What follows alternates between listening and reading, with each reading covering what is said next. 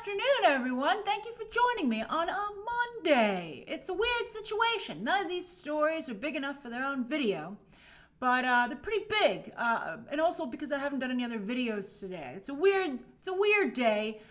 There's a very sad Kobe Bryant, Gianna Bryant funeral going on right now, obviously. And just as I felt it wasn't appropriate to do any videos the day after their tragic death, it's kind of weird to post any news stories today. And then I have an Invisible Man review that I'm working on, but that embargo lifts at 2 a.m. tonight, Eastern Standard Time. If you're on the West Coast, it lifts at a reasonable time at 11 p.m. And also, if you're in Europe and the rest of the world, it'll be pretty good on Tuesday. So that review is, I filmed it. I'm going to edit it. It's going to go up. It's a good movie. So we're going to talk about these stories today. I'd like to thank everyone who's joining and new members. The way these streams work, for those of you who aren't familiar, we have a little bit of a fun little conversation in the front. Then we go over the 3 stories of the day with my occasionally seeing what you guys want to add to the conversation. And then for the final 10 minutes of the stream, you can ask me anything that you would like. And once, these streams actually happen 4 days a week. For members, Sundays, Mondays, Tuesdays, and Wednesdays. Sunday, so that people who aren't around on the weekday can join in. But one day a week, I like to do a public stream so that those of you who can't be members right now, for whatever reason, can join in on the fun. Although, of course, only still members can comment. So thank you for joining me. We'll just do a really quick round of where are you watching from, because I love to see how everyone's watching from across the globe. And then we'll get to today's 3 stories. And then, of course, you can ask me anything that you would like. I don't have to necessarily answer it, but you can ask it. Let's see here. Thanks, Zorro. This is a Ted Baker shirt. I try and keep myself in new shirts to keep things interesting for you guys. Yusuf says, getting ready for work in Toronto. Aaron is listening while in the shower in Cleveland, Ohio. Carrie's in Chicago. Let's see here. Hugo just ordered Disney Plus, but you won't be getting Love, Simon, as we're going to talk about today. Lido is in San Francisco at the office. Let's see here. Oh, it's going fast today. Alien is chilling on a windy night in Abu Dhabi. Oh, that's very atmospheric. I've got Andrew in Barcelona, Spain. Shield 91 is in cloudy Michigan. They're in a cloud in the sky here in New York. It's crazy. Ethan says at home sick in Phoenix. Oh, feel better. Nathan's watching from Omaha. Andrew Shamada is in Manchester, UK. Morgan's in Wales. Glalie is having some pizza here in cloudless New York. Nicholas just joined. Hi, Nicholas. Let's see here. Cameron Cox is enjoying a sick day in Provo, Utah. Alex is in Dublin, enjoying the special emojis that we have for these public streams. Ebens, thanks for joining. Wesley's also in Chicago. Oh, Scott, you're bored in Burbank. That's funny. Jonathan, thanks for joining today. Steven's on the way to the airport to go to Vegas for work, doing someone's hair in Vegas, I see. Some members I get to know really well, which is nice. Hey, Philip, also in Chicago. Victor is in Anaheim. The crippled critic. Oh, thanks for joining. I think that's very commendable. I like your avatar picture. And Kieran is watching your first film in London. Oh, that's exciting. All right, everybody, thank you so much for joining me. Let's get to today's stories. And then, of course, again, you can ask me anything you'd like at the end of the stream. Thanks for joining, Caesar. I try to give people a shout out when they join. All right, so here we go. Story number 1. I want to make sure I click on the right thing. I've got so many things up here. Bam! There's Harvey Weinstein. He's put on quite a show the past couple of weeks. This is a very serious story. So it's crazy. So Harvey Weinstein, of course, has been pretending, I don't believe it's true, that he's quite sick and can hardly walk because he doesn't want to go to jail. But he's going to jail, as he was found guilty today of 2 of the 5, hey Epic Echo, of 2 of the 5 things that he was charged with. And the jury took it very seriously. They were like, we aren't sure. They took a couple extra days to deliberate. And I think that's really nice. The justice system worked. And also, they didn't find him guilty across the board. They couldn't, actually. Some were conflicting charges. You had to pick one or the other. But, they could have been, really aggressive. But I think it seems that he got a very fair situation. He was convicted of criminal sexual assault in the first degree and then rape in the third degree. And he's in custody. He's been been out on bail under house arrest, so he's been able to be in the comfort of his own home. But now he's in jail. They put him in handcuffs, took him to jail, and he will remain until March 11th when he will be sentenced. And he's facing 5 to 25 years. I don't know. Trump's going on a bit of a pardoning spree, especially because he might not get reelected, or sometimes he does it to distract people in the press. But I don't think anybody would ever pardon Harvey Weinstein. I mean, you would just be despised by everyone. So I just don't think that's going to happen. I think it's important. Kaylin pointed out Annabella Sciorra was, I think, one of the most famous people who testified against him, even though I think the statute of limitations had gone already for her situation, but she just wanted to be a witness, and she was a very, very strong witness. They were all very strong witnesses. You should read their testimonies. They're very disturbing, so prepare yourself for that. But I think that they really pointed out that the really gray area that the entertainment industry exists in, where many of these women were assaulted, but in many cases continue to interact with him because of what he was able to hold over them. It's a very complex, sad, difficult situation. But this is the first time there have been real consequences for someone in terms of going to jail. Jeffrey Epstein, of course, although even Jeffrey Epstein got off easy the first time around. But Jeffrey Epstein was an anomaly. He was a shadowy figure. Nobody was sure how much money he had. Nobody was sure what he actually did. So he was considered, like a really weird situation. But Harvey Weinstein was an extremely well-regarded person in Hollywood for quite some time. He ran the Oscars for like a decade. Very, very big deal.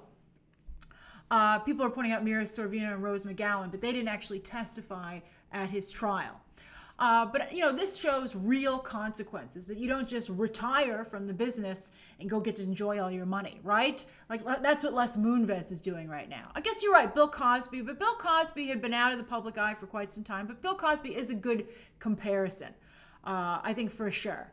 But I think that Harvey Weinstein is different in that he was so powerful and that he was able to employ so many people, and he used that power to do these crimes. Now, this is a big development for the Me Too situation. There's so much going on here, and it'll be, I'm sure, discussed from many different angles.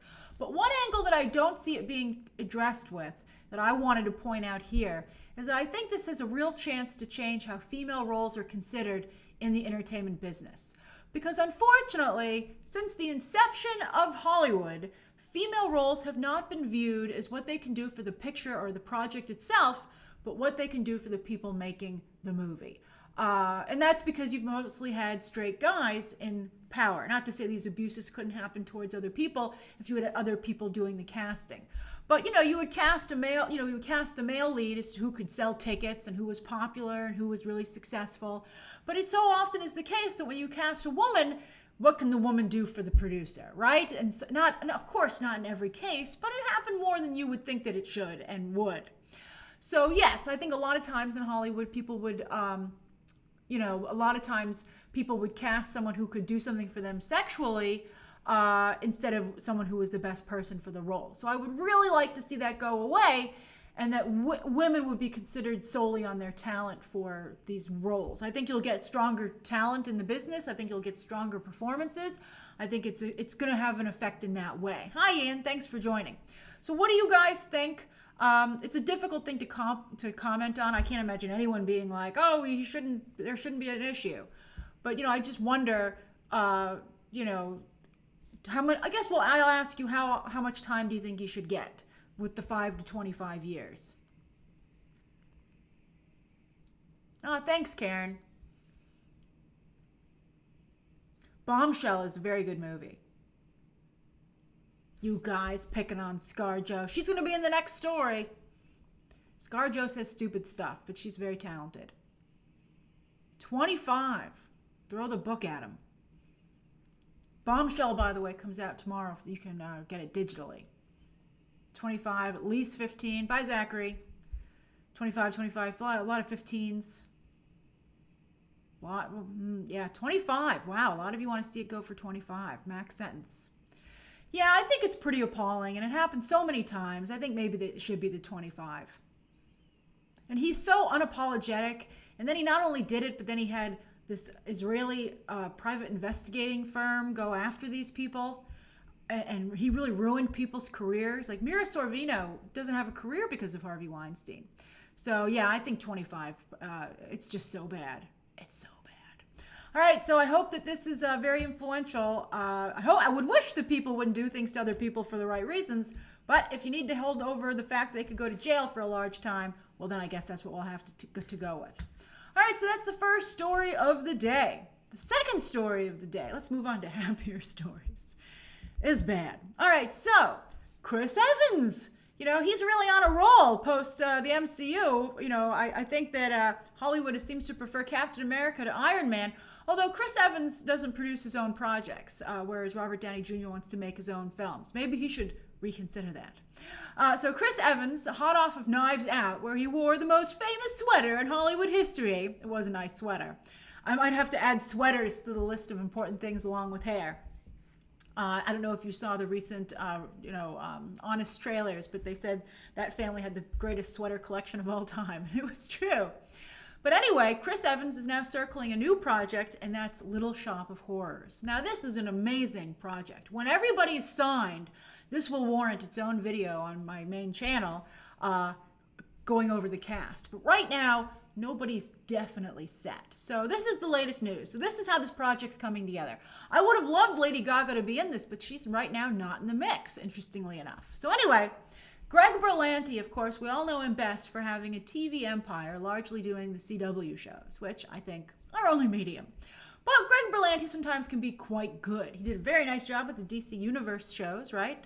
Like I believe he's behind Doom Patrol, right? Stuff like that. Riverdale's been fun. He also is kind of involved in the Sabrina shows, the Sabrina on Netflix, which I think has been quite good. But then, of course, he recently directed a movie, Love, Simon, which, of course, we're going to talk about in this very stream and for the third story. But he did a very good job on Love, Simon. Greg Berlanti is openly gay. He, I believe, is actually married and has a family. And Love, Simon, I thought was just a wonderful John Hughes comedy about coming out. It was so good, really well done. So what did Greg Berlanti decide to spend his capital on? He gets another project, and he decided to do Little Shop of Horrors. Now, the way he's casting it so far, this is, nobody's confirmed, but he wants Taron Egerton to be Seymour, the role that Rick Moranis played so famously in the movie.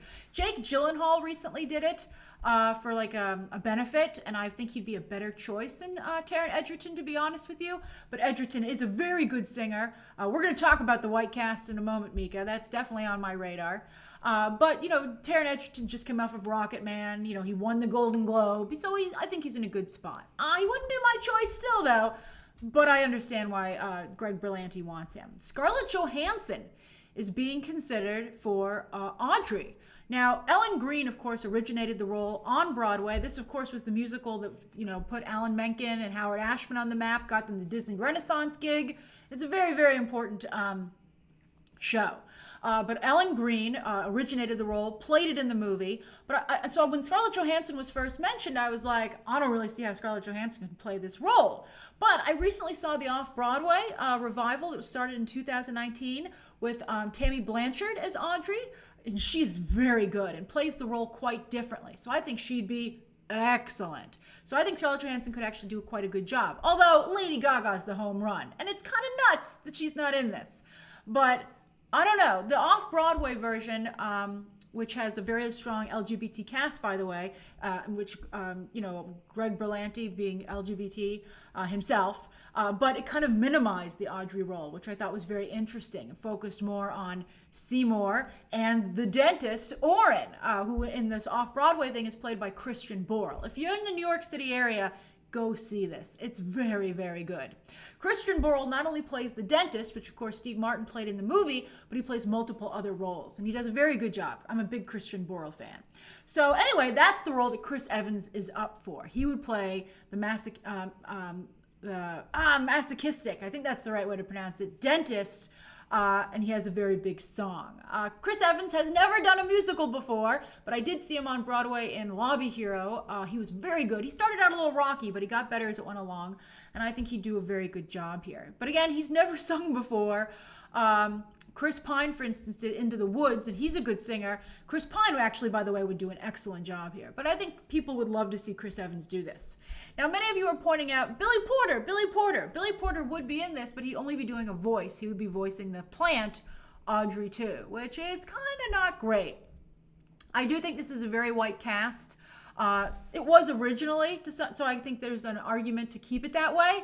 But, this is a different time, and you want to cast a wider net to get people to go. And is just casting a bunch of Marvel actors enough? Everyone will say, remember when Captain America and Black Widow did that musical? Because everybody likes to do that. Everyone talks about Marriage Story, and they're like, remember when Kylo Ren and Black Widow got divorced? So it's pretty funny. Yes, that's right. Chris Evans was in Scott Pilgrim, and he did an excellent job. He's very funny. He's a very, very funny actor. And I think he would be very good here if he can sing. And I'm sure he wouldn't be considering it if he didn't think he could do at least a serviceable job in the role. I mean, maybe they could add some diversity with Mr. Mushnick. I don't know. There's also the Greek chorus, 3 black actresses who, they actually gave them much more to do in this new off-Broadway version, and they were all very good. But still, it'll be interesting to see how the project comes together. Greg Berlanti's pretty smart though, and I think he would find a way to make it work. Janelle Monáe, I think it's too small for her, but she could be maybe the main. She would never do that. It's just too small. She'd have to be Audrey. It really should be Lady Gaga. It should be Lady Gaga. It's such a good idea. Greg Berlanti should just camp out on wherever Lady Gaga is, and say, "You must be my Audrey." So I think this is coming together extremely well, though, and it's coming together so strongly that you have to think to yourself, this is a way to get people to see this again, even though there's already such a famous version already available that you could watch right now with Rick Moranis, who himself is coming back. All right, so that's the second story of the day. Now, for the third story of the day, speaking of Love, Simon, that of course is famously becoming a television show. Nick Robinson, who originated the main role, he's not LGBT, but he has a brother who is. So does Chris Evans, by the way. That's why both of them take LGBT representation very seriously. But Nick Robinson is still executive producing this new show, and he will be doing the voiceover. As a new student at the same school, grapples with his sexuality and decides to come out. So this was supposed to be on Disney Plus, but it was announced today that it's moving to Hulu. Does anyone watch Hulu? Everyone was, a lot of the trades were like, oh, High Fidelity's on there. Hey, Eddie, thanks for joining. And it's like, people talked about High Fidelity when it first started because it got a lot of good press. They did a good job with the publicity for it, but fans aren't talking about High Fidelity. But that might be, unfortunately, I hate to say it, Zoe Kravitz continues not to really generate a lot of conversation. Hopefully as Catwoman, she does. But she's never been that type of actress that gets people talking to date. Now, also, FX on Hulu might help. I, for instance, recently subscribed to Hulu again because I want to watch all the FX content that's only on there, like the new Ms. America feminist series with Rose Byrne and Kate Blanchett. So I'm going to watch that.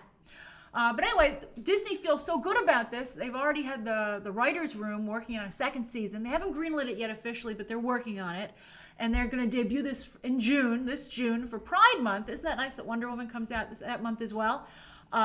And no exact date yet, but I think it looks pretty good. By the way, that is the new lead, who's Michael Cimino, who played Victor in, he's playing Victor here, but he also had a small role in Annabelle Comes Home, which just came out over the summer, and I thought he did a really good job. I think it was the summer. Yeah, he did a very good job. He really stood out. I thought he was excellent. He was the neighbor. He was really good. But there, do you know who he looks like there to me? He looks like Jared Leto, who of course got his start on My So-Called Life. So he's given off major Jared Leto vibes there, and I think that's a good idea. Yes, Hulu is owned by Disney. Basically, Disney felt, based on what they saw, that it was...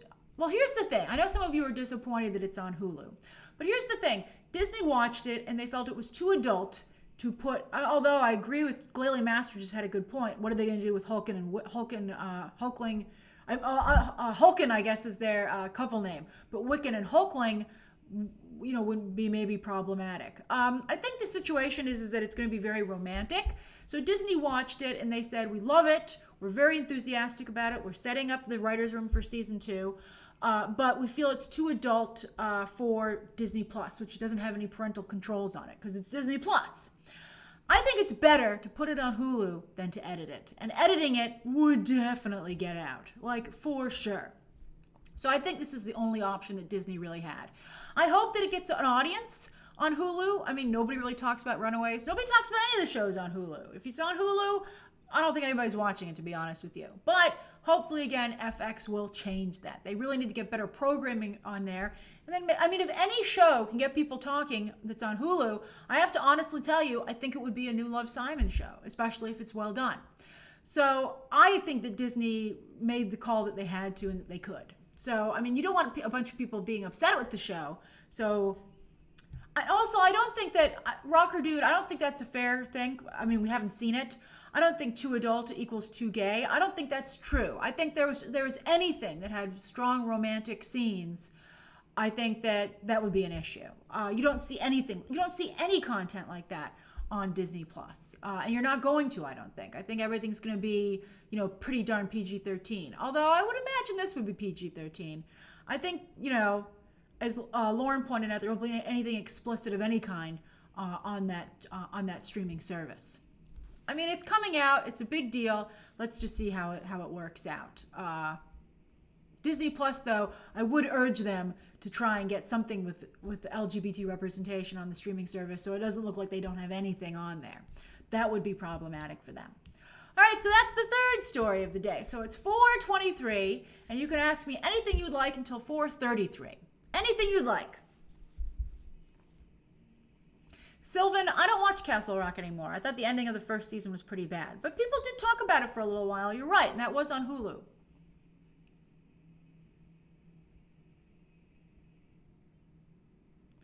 Glalie, I think you're right about the queer baiting with Disney. It's been a real problem for them. But I hope that Eternals changes that. Mika says, Venom 2 set picks thoughts. Doesn't it look good? Wow. Putting Andy Serkis on that might have been the best decision Sony ever made. I'm very excited for it to have a trailer. They had the first trailer actually in February, but they're still filming Venom 2. So I don't know how they could have a trailer for it right away.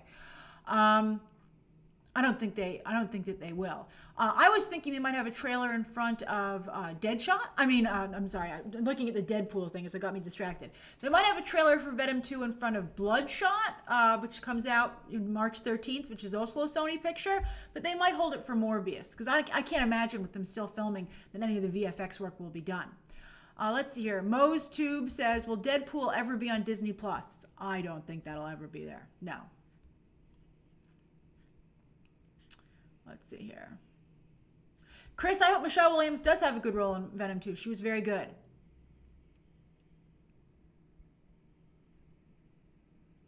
The Dark Savior doesn't like Andy Serkis. Why not? He's so great. Oh, Sir Charles says, what about Mission Impossible 7 having to stop filming in Italy because of the coronavirus? It's a serious deal. There was a big story today also on Twitter about everybody being on lockdown in Italy, and there's a run on food. It's really bad, and it happens so quickly. I myself bought myself some, face masks. Just the kind with like a serious filter on it, but not like a serious, not like a face mask with like a whole oxygen tank or anything. But I got one of the ones that they recommend, High Hydrox DXX, and I would recommend that you get some too, just in case it suddenly happens here in the United States. Because Italy last week didn't have any coronavirus problem, but now suddenly the country's on lockdown and people are shying away from it. That's how serious this is. I think they won't shoot in Italy. I think that because hey Francisco, and anyone who's in Italy, please be careful. It's just not going to be. It's not going to be solved in a way that will please the insurance companies for these actors and crew, that they're going to return there. They're just going to have to pick a different location is what the reality is going to be. Like Venice doesn't have enough problems. It's sinking into the ocean. Now it's got a virus. Ethan, Invisible Man, the embargo lifts at 2 a.m. this evening Eastern Standard Time, and my review will be going up. Yes, Jason, I'm so excited for Harley Quinn season 2. I hope a lot of people watch season 1. It's so good. Sharon, I'm sorry to hear that about being immunosuppressed. Be very, very careful. Be very careful.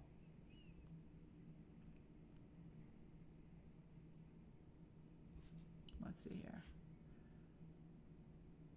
Is it true that Taika Waititi is directing? You mean Deadpool 3, Ivan? Taika Waititi's too busy. I don't think that he is. I mean, unless that story just broke. And then I'm going to be very busy in a moment. Let's see. Let me check. No. You know, I have to say, it's really odd. Really, really odd. It's been really slow. This is like the slowest I've ever seen movie and TV news. It's the slowest. It's the slowest it's ever been. They're like, well, let's not release any movies for some reason. It's very odd. But for some reason, a lot of people are making up news over the past couple of weeks. Like, for instance, someone was like, Robert Downey Jr. is going to be Green Lantern. And you're like, why would he ever do that? And it's such a stupid rumor. It's not even believable. Even remotely. I'm seeing stuff about Rogue and Captain Marvel and that she's already been cast. They haven't even written the script for Captain Marvel 2. So be really careful about what you see online. People are like desperate for there to be clicks for their sites. So they're making stuff up. Thank God for the Batman filming. Let's see here. So we have 5 minutes left. Let's see here. Tillman says, do you think Spider-Man will pop up in Venom 2? I know it's rumors, but it'd be nice if they did it. Maybe an end credit scene. Apparently, maybe he's missing or something. If anyone could get him to do it, Tom Holland, it would be Andy Serkis directing. But I don't know. It might be too soon. I think Tom Holland, while Sony cast him, Tom Holland is much more loyal to the MCU. He hangs out with all the MCU actors. He talks to Bob Iger and Kevin Feige. You never hear him ever talking about, FaceTiming with Amy Pascal, right? That'd be so funny. Why not? Why not FaceTime with Amy Pascal, right? But no. So I think that, Tom Holland has very little loyalty to the studio, even though they, of course, make his movies.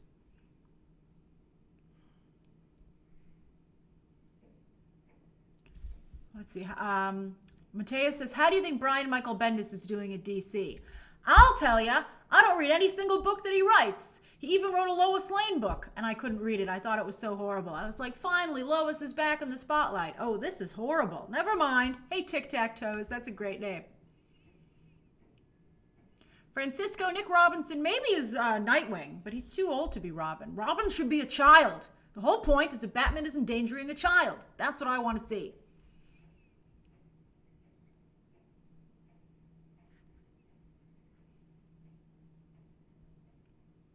Chris, Tom Holland will be your husband one day. Aim high. I like it. Hugo says, is the Invisible Man gory? Not at all. Not at all. Elliot says, that's never a stupid question. How do blockbuster budgets work, including advertising, so it can deliver the box office? Well, people need to know your movie's coming out, so you got to advertise it. It's typically around $100 million for a really, really big blockbuster, and it's just factored in. They just have to make that money back, and for most movies, they do. Jeff, the next live viewing party will be on March 17th. Anyone can watch. Only members may comment. For The Rise of Skywalker. And some people were like, how can you watch that again? I've actually seen it twice. A friend of mine, I didn't get the screener. Did I get a screener for Star Wars? I don't think that I did. I think they were like, it's not winning any Critics' Choice Awards. But a friend of mine had a screener, so we watched I watched it again during the holidays, and I was like, once you get over the disappointment, it has cool sequences. We'll watch all the Kylo Ren stuff and have a good time. And I thought Daisy Ridley did a good job. I like Daisy Ridley a lot.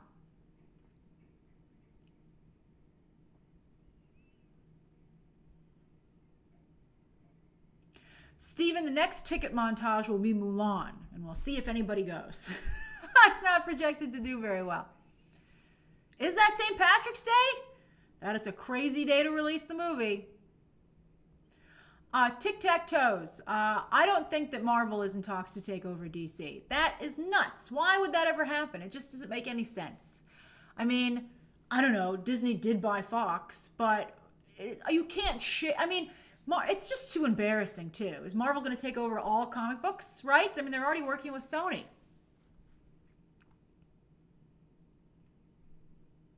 It's 4:31. That's right. We have 2 minutes left. I said till. Did I say I'll do it till 4:33?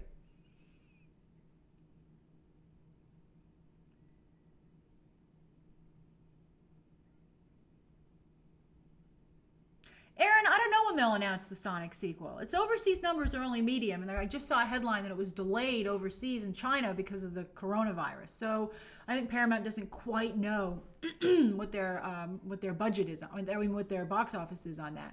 I think they'll make one. They should announce it pretty soon.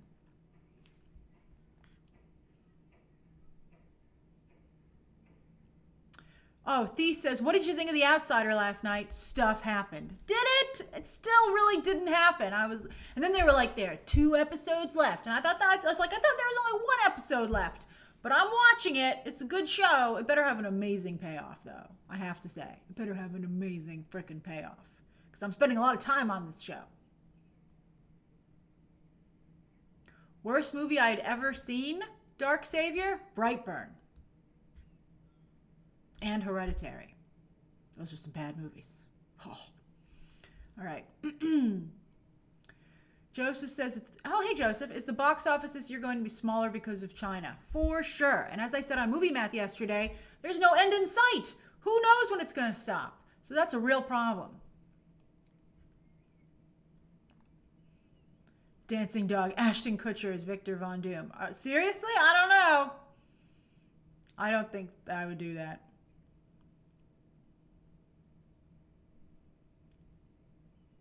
That was a good question here. Alex says, hey Alex, what's the best movie for Harley Quinn after Suicide Squad 2? I'd love to see her do something with the Joker because we never really got to see them together in a movie. I'm not sure. I don't know about Gotham City Sirens. I think that would be really difficult to do in this environment. Oh, it's 4:33. All right, everybody, thank you so much for joining me today. I hope you enjoyed today's public stream. Members, I'll see you again tomorrow at 4 o'clock. And usually these public streams are on Wednesdays. So if you can't join right now, I hope you'll consider it. But if not, these are usually on Wednesday when anybody can join in. And you, of course, can always ask me questions on Twitter. There's my Twitter handle right there, at Grace Randolph. I'm pretty good at answering people. So you, of course, can always reach me there. All right, don't forget, 2 a.m. tonight, the Invisible Man review will go up. All right, bye, everybody. Have a great day. Goodbye. Bye, everyone. Bye.